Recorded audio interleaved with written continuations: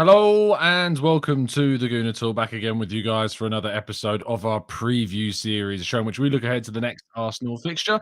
And that, in this case, is quite a big one because we're playing against Liverpool on Sunday. However, it's not the same kind of Arsenal clash against Liverpool that we've become used to. It may surprise some, although I'm sure all of you are aware of this statistic by now, that Arsenal can go not 1 or 2 or 3 points ahead of Liverpool with a win, but 14. Yes, you heard that right. What a crazy start to the season this has been. To talk about that game and more, I'm joined, as always, by three brilliant guests from the TGT Discord server. First of all, it's Chris. How you doing, mate? You good, Joel? I'm very well, thanks. Yeah, excited already. It's been a great week. Let's just keep it going. Yeah, it has. It's been very good already, indeed. Winning 9 games out of 10 at the start of the season. How very un-Arsenal of us. Oh, yeah, but the atmosphere is, the atmosphere at the Tottenham game was electric. And and even the Europa game, which can be a bit flat, even that was, it was still really good. Yeah, so, fingers crossed we're doing all right. I've seen people comment in the chat box saying my headphones need loosening. Apparently, I'm going to strangle myself. They're all tied up for some reason, but I'll try something. There we go. That's better. Let's go to Dan. How are you doing, mate? You good, Joel? Yeah, I'm good as well. I went to the game yesterday, and you can just tell the kind of feel around the club is just so much better than it has been. And it's just very exciting to go into this Liverpool game with us being favourites for once. Yeah, absolutely. I mean, to be fair, I thought that the atmosphere last night was kind of down, but I think that's more in context of how loud the Emirates has been this season. When you think about it in previous Europa League nights, it was certainly louder than previous ones I've been to. So, yeah, it's been unreal so far this campaign. But, I mean, when we scored towards the end, the chants that were going on, as soon as Saliba was warming up, the chants started going around the pitch, Yeah, it was a buzzing atmosphere, and obviously it was a good game as well that let us kind of set off the tone for what hopefully will be another 3-0 win on Sunday, fingers crossed. We're also making up the rest of our team. It's Kian. How you doing, mate? You good, Joel? Yeah, all good. Thanks for having me on again. And yeah, let's get into it. Can't wait for it. Pleasure, as always. Yes, let's jump straight into things. Chris, we can go 14 points clear of Liverpool with a win. I mean, talk me through how we find ourselves in this position and how surprised you perhaps are that we are indeed capable of doing that on Sunday. I think we found a way to play, and we found an identity. And I think the arrival of Jesus and Zinchenko have given that big step forward in belief. And I don't just mean belief on the pitch, and I don't mean belief in, just in Arteta, but I also think in the fans. And I think, and also for me, the man of the match last night was Arteta rather than any of the players on the field, because like we got to 60 minutes, he changed the system. We took 20 yards back, we brought on some experience, we played not to let a goal in, and then if we got a bonus on the break for 3, that was great. And for how long have we wanted a manager, that actually says, you know what, I'm just going to change this, I'm going to move this, I'm going to be flexible. And I think that just builds so much confidence in the players themselves in terms of following the gaffer, but also us in going, well, if it gets a little bit bad, then we've got a plan B. Right, or we can do this, or we can do that. So I think for me, no surprise. Will it last forever? I doubt it. Nothing ever does in this world.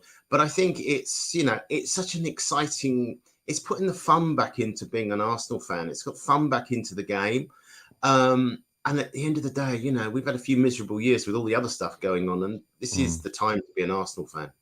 Yeah, no, it really is. It's almost like we've been, when you're like having roast dinner and you're saving the best part of it to the end. It feels that said, all of a roast dinner's pretty good, and we've experienced some pretty not good things. So the analogy doesn't smoothly fit around. It's funny, Tom, you say that, because on the way home from the game, on the way home game last night? Is it last night? Oh God, whenever it was, right? Yeah. I was trying to summarize because I obviously knew I was coming down. I was like, well, what was this one like? Because it's not like the Tottenham game, and it was like going around your mum's for a roast dinner. You knew it was going to be, good quality. It wasn't going to be the best because my mum wasn't the best cook, right? But it was going to be nice, and I think that's last night. That's what we got. It's not quite an Owen. I was going to say it's not quite an Owen analogy. Yeah, Owen analogies are on different levels. For our newer listeners, Owen's one of our, I say regular contributors. We've not done a proper podcast in quite some time, but his analogies about, what was it? like It was about a quad bike, bikes? wasn't it? Yeah. Yeah, something about bikes before. Unbelievable, really. But I miss you, Owen, and hope you're coming back on this the show soon. Yeah, Dan. Obviously, I agree with everything that Chris has said there. The identity at Arsenal was absolutely key. We've needed a style of play, and we've got that now at Arsenal. The way we play is unpredictable. It creates problems. It asks questions of the opponents, and that's all we've really come to ask for. However, as will be shown in our lineups, there's not too much variation in terms of the team right now. Do you think that could begin to go against Arsenal in the sense that teams know what they're going to be coming up against? I think the whole season, the teams know what they're coming up against, and they can't stop us. I know United did, but I think we played a lot better than what the result kind of got to in the end. So I know Liverpool are a very good side, but this season they've just not been quite at it. I know they've just changed their system, and Klopp's a great manager, so if anyone can unlock Arteta's side, it probably is Klopp or Guardiola. But I don't think that will make too much of a difference personally. So it's a weird one. I think yesterday I kind of liked the way that I think from the beginning of the second half, or more or less when we were 2-0 up, till I'd say around the 80th minute, we were kind of playing with 10%. I feel like we knew that we had this Liverpool game coming up, and we didn't. I know when Saka came on, I didn't see him really do any running much. And I think it's just he wanted to keep his fitness, and whether that's Arteta telling them all to kind of not put 100% in or not, I think it was partly the players that were helping with that as well. Yeah, and I quite like that kind of relaxed feel, especially it was Bodo. Like they weren't as good as I thought they'd be. Yeah, I thought that. It's weird because obviously we had a comment left in our preview show last time that was from No Context Glimpse that was like, "You're all in for a surprise on Thursday," and I came away going, "What surprise?" I really didn't kind of get it. Go on. They kind of reminded me of a very early Arteta side because they played it out the back a lot, and I was convinced. I was sitting with a friend, and I was convinced the whole game that we were going to score from maybe Eddie kind of going into their goalie, but we didn't. But they kept playing like that, and it wasn't really working. And I feel like that's what we used to do. And now we still kind of do that, but we actually have a way of playing it out much better than we used to. And that is essentially now our new style of play. Yeah, absolutely. Dom C, welcome to the TGT crew. Thank you so much for joining up as a member in the chat box. You've already got people welcoming you to the TGT family. And of course, if you're an expert member or a TGT ambassador, you can join our Discord server and then jump on the show just quite like these guys have today. Also, a super chat, as always, from our big supporter from Craig, who says, TC, I think Dan's right. We were at the bar and we were saying how it looked like they were playing at half speed last night. I did expect more from Buddy Glimpse, but I mean, it's still a very good game, Kian, to kind of set us up to go to play Liverpool because no one got injured. We're able to kind of change things. We could give minutes to players that needed it because I feel like there's this obsession around the idea that we need to rest everybody in midweek, when actually, I think as Liverpool showed in the game against Rangers, you can use midweek games to give yourselves momentum. And I think that's what Arteta tried to do last night. Yeah, 100%. Like he got the likes of Vieira. There's not that much. Well, there's obviously the captainage and the what's it called, kind of like captaincy drive between Odegaard and him. But I think Vieira is incredible, and he needs playing time. Same with Eddie. Eddie comes in at the end of last season, basically more or less inches away from Champions League, and then we go away and get Jesus. So for once, it's really, really nice to have rotation. I don't think, as an Arsenal fan, I've ever heard that saying before. Arsenal have rotation, like Zinchenko, Tierney. But like the biggest thing for me was Rob Holding last night. He knows that he's not going to get his game constantly, and he walks into the pitch and absolutely, I think he was one of the man of the matches from yesterday. He gets his, and the thing is as well, it's so hard for Rob because the amount of people that get goals from headers, and he goes away and scores yesterday. I was so happy for him. And like as well, Reece Nelson, like he's a player now that we haven't talked about in so long. He comes on and it kind of made me think, Could Martinelli have gotten a rest last night? I know he's back from an injury, but I would have liked to see him restart and give Martinelli a rest. But other than that, I was delighted with yesterday's result and the way we went about it all, really. Yeah, I think that I would start Reece Nelson in the away game. A couple of reasons for that. One, it's an artificial pitch, and I don't really want to risk too many starters away at Glimt because it is a higher risk of injuries. And, I think Reece Nelson did partially prove me wrong a little bit last night. I really, have overlooked it quite considerably. And I think that, I was thinking to myself, well, why are we investing any time into someone that, doesn't really have a future at Arsenal when we can invest more time in adding momentum to Martinelli's game or giving Marquinhos minutes or stuff, things like that. But actually, if we need to rotate in certain games, maybe we can rely on Reece Nelson to add some quality. So, fair play to him for his performance. Let's focus more onto the Liverpool game, Chris, because Jurgen Klopp's going into this, as always, as he does, liking to talk about our players. He's talked about Martinelli, he's talked about Saka and Ødegaard, buttering them up as he does. However, things are a little bit different now because, I wouldn't necessarily describe a transfer from Arsenal to Liverpool as a progressive move right now. In fact, I would call it a bit of a risk because Arsenal, whilst looking like they are, some kind of rocket ship moment running up the table, Liverpool, there is far more uncertainty about that club, especially with the number of players they have at the top of their game reaching toward the end of their prime, if not already past it. So how do you kind of evaluate the status of both teams at the moment going into this fixture? So I think the Liverpool is a great example of a self-sustaining club, or one that, like us, who have got limitations, versus a club like City, who can basically just keep buying new players. And I think, if we're looking at a blueprint of what's going to happen to us in 3 or 4 years' time, we're going to be where they are now. Their ages, they're getting old. A lot of their key drivers, like Henderson, is just about ready to retire. And you look at some of their players and you go, really, look, you've done it. So the fact that they want our players, I absolutely love, right? Because I think it just shows that we're on the right path.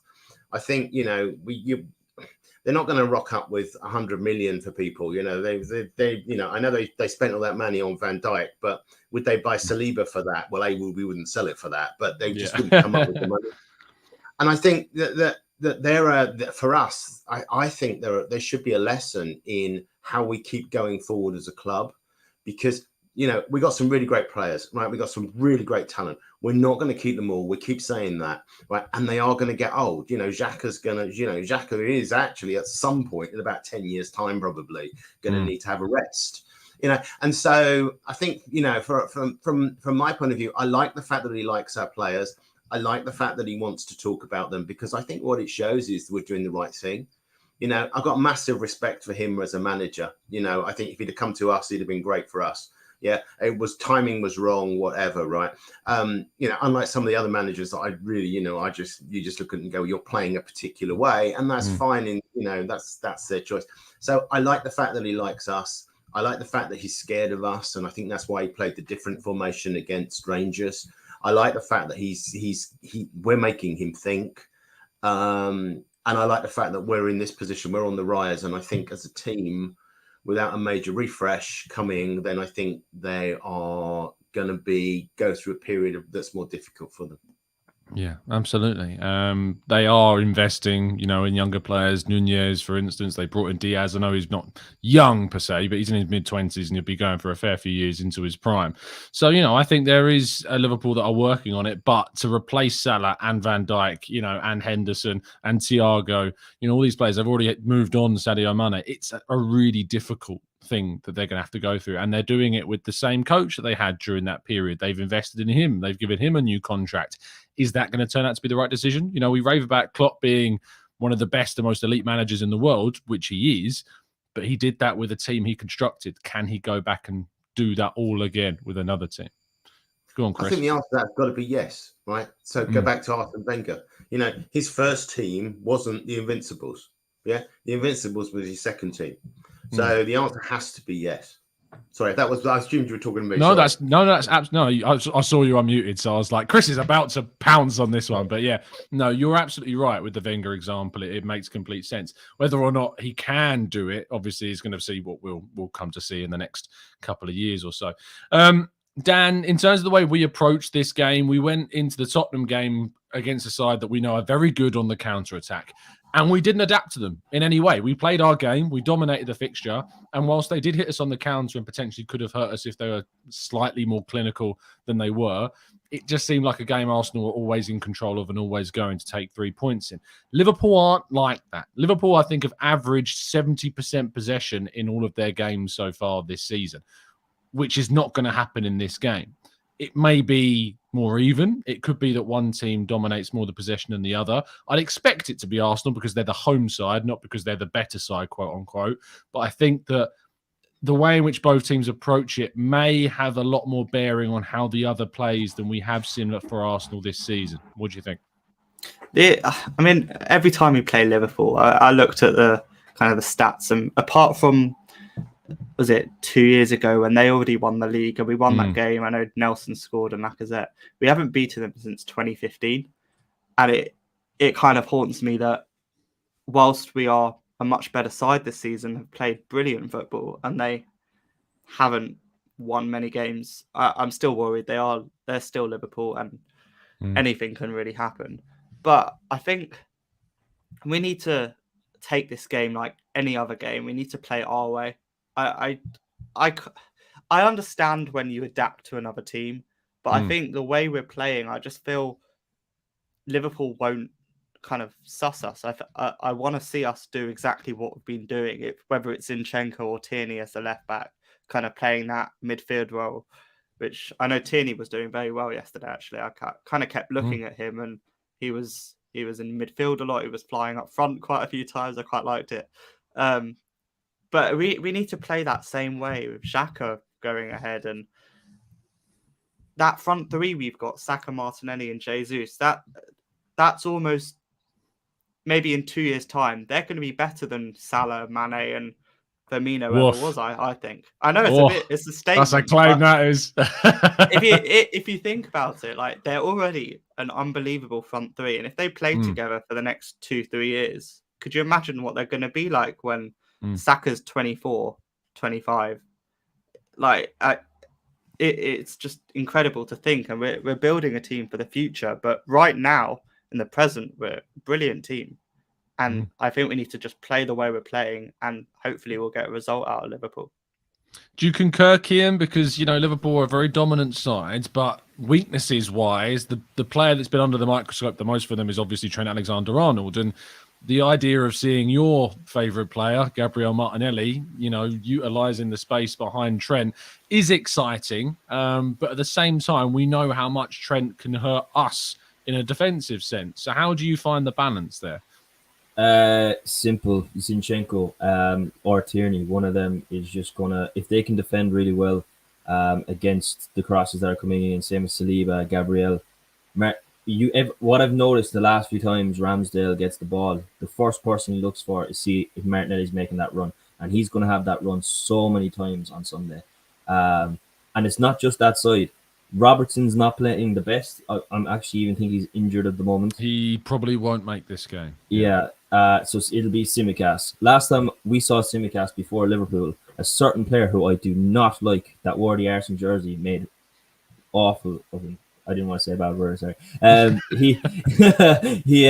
Pepe, he absolutely ruined him so many times, and I think Saka can do that. The only person in the back line I'm scared of, obviously, is Virgil van Dijk, but we've got a player coming up that is going to be just as good, if not better, than what Van Dijk was. And I really, really do think that with Saliba. But it's tough to say. But Dan's saying that the likes of Saka, Martinelli, and Jesus being the next Salah, Mane, Firmino, nah, we're past them. I can see them passing them. I can see it being more Messi, Neymar, Suarez. I really do. I think it's going to be up there.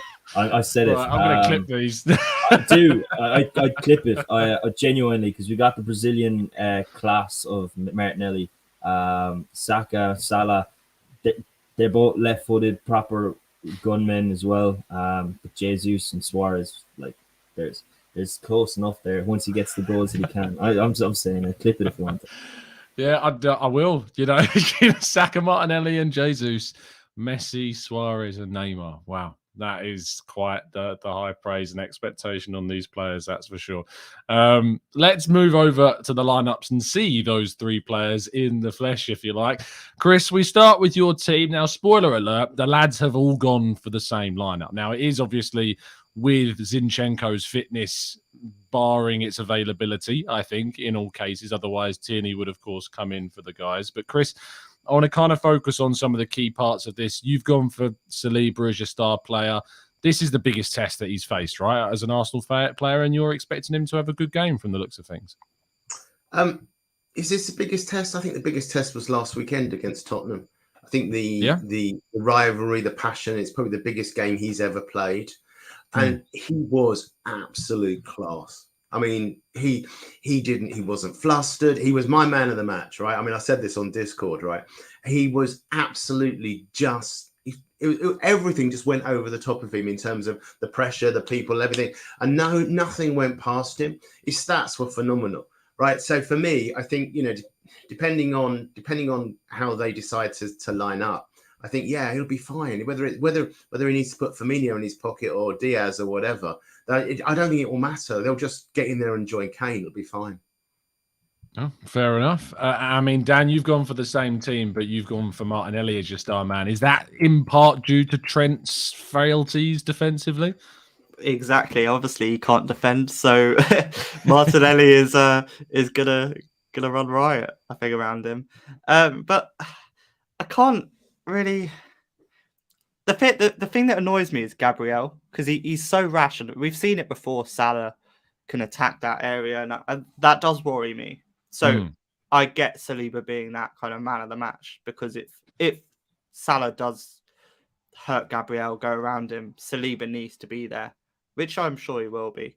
So that does scare me, the whole Gabriel thing. What's your take on him? I feel he's really rash sometimes. Even yesterday, I thought there were moments where I'm just not sure about him. And I don't know if he's the guy for the long term. Yeah, I know what you're saying. For me, Gabriel is a player that, as I've said before, I think of the four at the back, and those four in particular, is the most replaceable of those four. I feel as though if you're going to upgrade any of them, I think Gabriel makes sense. And that's a big credit to White, who's actually playing out of position, at right back. But he's been brilliant. The problem is I also have a sympathy for Gabriel, because when you've got someone as generational as Saliba in the style that he is playing next to him, I think that kind of highlights what Gabriel isn't. Gabriel isn't this elegant, great ball-playing centre-back. Well, Gabriel is, and I know he can be rash, but he's that physical presence that we've needed for a really, really long time. He deals with crosses really well and defends the box really well. If he could just rein maybe his confidence to go in for some moments, like the Man United game, for instance, where he really kind of left the position and left us exposed and left Zinchenko exposed in particular, and Anthony then, of course, scored. I think he could become so much better than he already is. But I do feel a bit sorry for him, because I do think the players around him have been so good that kind of contextually highlights maybe where his frailties are. Chris, go on, mate. Yeah, I just want to jump in. I mean, I'm going to defend the guy, because I think actually over the last 18 months or so, he's been really solid. Yeah, he's made a few mistakes. But I think if you go back to the old days, he's the bold to Adams, and everybody talks about Adams and everybody forgets that bold did all the nasty, dirty work.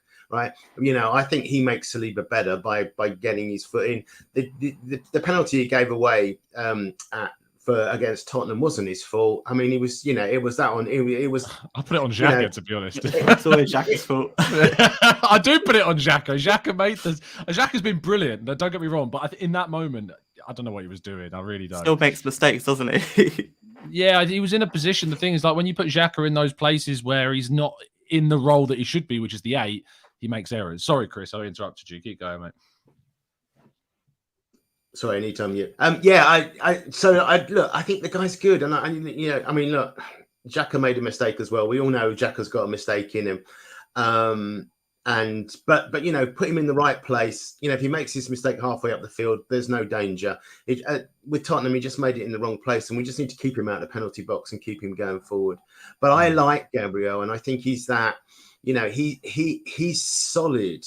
And I'm really not sure where you all think you're going to get somebody better than him at this moment in time, right, to play in that space.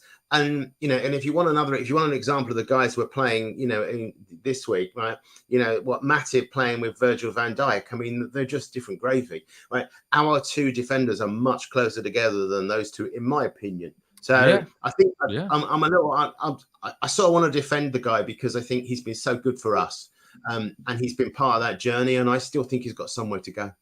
Yeah, I think the only left-sided centre-back in the Premier League, and I'm sure that Matip does play left-sided centre-back with Van Dijk on the right-hand side. The only left-sided centre-back that I think can hold a candle to Gabriel in the Premier League right now is Laporte. And that's from a Man City perspective. I'm going down the table. You're thinking Dyer. Yes, he's been good for Spurs, but I wouldn't trade him for Gabriel. Going to Chelsea, Thiago Silva playing there. Would I trade him for Gabriel? Not at his age. I wouldn't. I appreciate Thiago Silva's very good, but I wouldn't trade him out. I just can't see myself doing that. And I just think across the league, Gabriel still stands out in that position. I also think that, for all that Saliba's been great, and just prepare yourselves because there's going to be a little bit of perspective around Saliba coming. I know he's very protected, but he's had White next to him this entire time, who's been great. Whereas Gabriel has had either Tierney or Zinchenko, who are far more offensive and get far more up the field, leaving Gabriel to cover an even larger space than Saliba has to cover.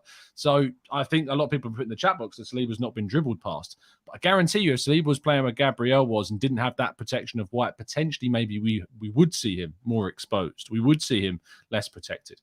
Let's go to Kian, who, like magic, obviously, as I've just been not criticising Saliba, but maybe highlighting some of the benefits he's had, has picked him as his man of the match for this one. So talk me through your team and that pick. It's actually funny listening to your conversation because when I was sending my team in, I was actually very close to giving Gabriel a break and playing Saliba White with Tomiyasu on the right. Because I thought Tomiyasu was very good as well last night. But yeah, going in my team, if it's not broke, don't fix it, especially against Liverpool. That's the way I stuck with it. And I think there's one player, no matter what, I know you've Salah, I know you got Diaz, but I don't know what it is, but whenever Jota plays against Arsenal, he scores. So that's why I think it's a very big game for Saliba. I think if he can keep Jota quiet, we'll actually do very well in this game. Partey, Xhaka, Odegaard, I hate to say it's up there, one of the best midfielders this season. And Xhaka, I have to say, I hold my hands up. I wanted him gone, and I love him. Since All or Nothing and the way he's playing, I absolutely love the guy. And the more I was thinking about it, like when it comes to the Emirates era, he's probably up there with one of our biggest legends that we can talk about in the Emirates era. Today's show. Hold on, we got Suarez, Messi, Neymar, and now Xhaka being one of the biggest Emirates era legends. I think so. I do, because let's be honest, how many players have been at Arsenal and been beaten by AFTV by half of us, and they've just left, whereas he's stuck there. He's done what he had to do. He took every bit of hate that we gave him, and he's doing what he can. So I'm delighted for him, and I don't think he'll be the only Emirates era. Don't clip this one. We're gonna clip you all day long, mate. Yeah. But no, I have to say this. But yeah, I think Saliba is a big player for this weekend because we didn't have him in previous seasons. And let's see if he can keep it quiet, especially with the hype that we had with Van Dijk, saying that he's very close to having them in the same game. Let's see who he gets on. Look, and this is a big if we win the Premier League and Granit Xhaka is our left eight in a Premier League winning squad, then we can have a legendary discussion. Yeah, that's when we can have that discussion. It's when we win the league. I can see it already. Indeed. Someone in the chat box said Xhaka.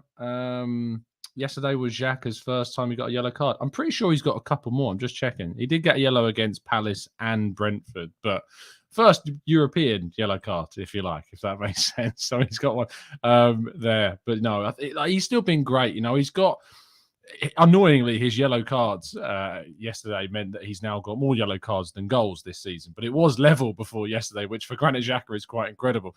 You know, if that was the case in the last few seasons, we're talking about double digits for goals for Granit Xhaka, which would be quite ridiculous. Anyway, we're going to move on to the final part of today's show, which is, of course, predictions. So, chat box, now it's your time to chuck those predictions in there, and we'll go through as many of them as feasibly possible. Chris, we start with you. Scoreline and scorers, please. So I think a long, hard think about this one as ever. I'm going for 3-1. I think Jesus will get a brace, and I think Odegaard will get one. I think it's his time.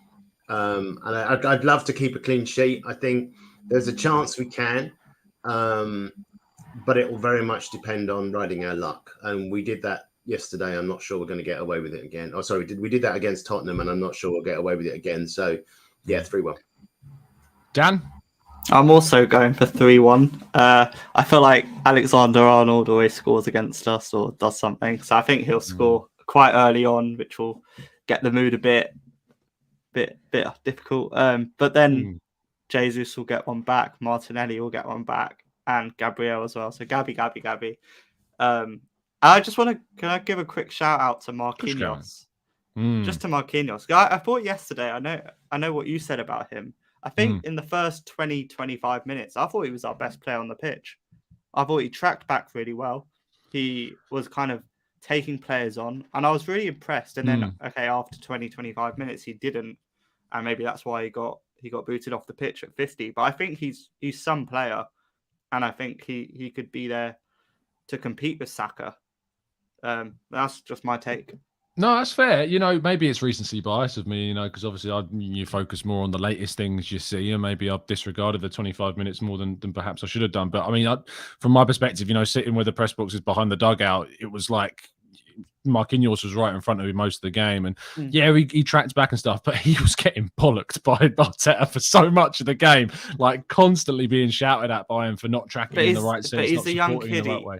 Yeah, of course. He's young and he needs that. Whereas other players who have had this kind of shouting from Arteta for even Vieira was getting that as well yesterday. Yeah, whereas Vieira I don't got think shouted at a lot. Yeah. Was Martinelli getting shouted at in the second half? Probably not as much because he's been under Arteta for a lot longer. And so I think he knows where he's going wrong. Whereas Marquinhos, Vieira, all these new signings aren't going to know. And Arteta needs to shout at them for them to learn. That's fair. That's fair. Temmy's agreeing, saying 3-1 Jesus. Ranty's going for a 3-2 Arsenal, Jesus, Odegaard and White. Easy Ed's going for a 2-1 with a late winner by Saka. Jason going for a 3-1 home win. Liverpool's defence is weak right now. Harvey's going for a 4-3 crazy game. Anthony's going for a 2-1 Jesus, Saka and Jota. Kian, what are you going for, fella? Oh, I find it so tough to call. I'm going to do 2-1. And that's just because if we attack them, I think it could be a really high-scoring game. But what worries me is that we're going to get one or two and then sit back because it's Liverpool. So, yeah, and that's when I think Liverpool will get their goal to make it 2-1. So, yeah, I'm going to go Martinelli and Jesus and then Jota to score for Liverpool. Fair play.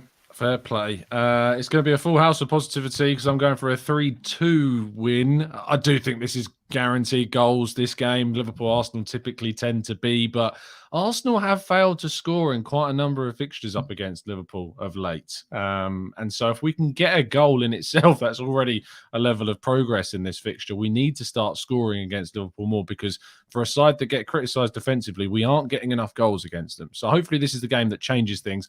The real irony, which I look at, is that Saliba and Jesus, who we both expect to start this game, would represent only two changes from the team that lost 2-0 to them last season.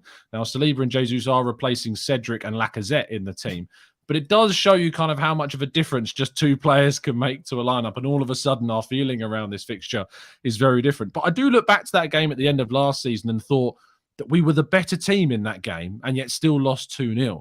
And Liverpool kind of had this 10-15 minute spell where they scored twice after a real dominant Arsenal kind of performance. And this is where I'm worried about it slightly, is if we don't take our chances, they have the world-class players to punish us. I still think it'll be high scoring. I hope that it's a case of, I'd rather it was we went 2-0 down and came back to 3-2 than a 3-0 up and then, a nervy end when they score twice. But I think we can guarantee ourselves goals here.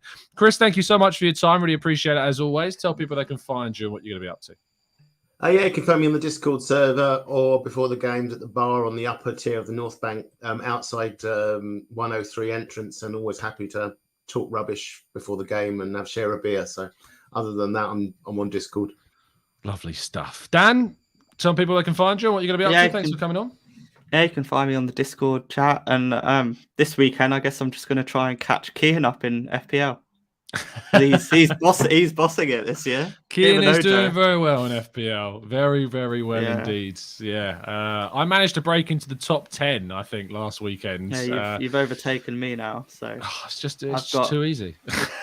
Lads, it's a panic. I'm telling you now, I've never been on fantasy for so long. Normally it's 2 weeks and I'm so bad I'm not playing anymore. So it's you and Ojo that are at the top and really fighting sweating. For it. Literally, before I came on, I was trying to figure out how I can fit new players in. But yeah, it was my advice is when you're at the top, pick the favourites. That's what you need to do. But you have the luxury of doing that. It got me last week. I didn't captain Haaland. I thought Tony was going to do it against Bournemouth. You see, when you're at the top, you need to play the favourites. That's how you stay at the top, mate. King's put in a comment, but he's not catching me, so he can he can stay. King runs his own fantasy show. It needs to be better. Come on, King. Yeah. Thanks, King. Thanks for the faith. But yeah, no. Thanks, King. Appreciate your time. Tell people they can find you, mate. Cheers. Thanks. Obviously, find me in Discord. Find me on Twitter, Reardon_Kean. But also, I've started doing singing videos. Trying to get myself out there. So if you could please follow me on Instagram, Kean.Reardon0088, and see what you think. That'll be, I really appreciate it. So thank you.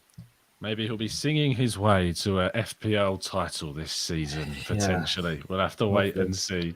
Then if you want to join our fantasy league, of course, we have our members league specifically for the members of the Discord server, but we also do have an overall league as well. The link to that is in the link tree in the video description. It's down below. I'm glad we did overcome that period of everyone asking how to enter the fantasy league, but I have a feeling it might start back up again now. Thank you for tuning in. Do drop a like on the video and subscribe. There's only two days left actually to vote for us in the FCAs, and I'm going to stop nagging you about it every single day. All the links to that is down below, so if you haven't voted all 3 ways that you can on Instagram, Twitter, and the website, go and do it. It really does indeed help us out. I will see you tomorrow morning bright and early at 8 a.m. as always, as we continue to build up and break down of all the news surrounding the game up to Liverpool. See you soon. Have a great day, and as always, up the Arsenal.